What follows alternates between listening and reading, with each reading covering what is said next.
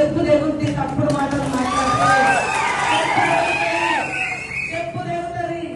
ఇవాళ టెండర్ వేసింది కూడా నా శాఖ కాదు, నేను కాదు, ఒక థర్డ్ పార్టీకి ఇచ్చినాం. టీజీటీఎస్ టెక్నికల్ మన తెలంగాణ టెక్నికల్ సర్వీస్ కార్పొరేషన్ వాళ్ళకి ఇచ్చినాం. అందులో కేంద్రం ఇచ్చిన ప్రతి గైడ్లైన్స్ అమలు చేసినాం.